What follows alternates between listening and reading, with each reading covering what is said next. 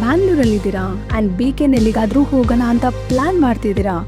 I think Cubbon Park should be there in that list. Yes, Cubbon Park boring ಅಂತೂ ಇಲ್ಲ.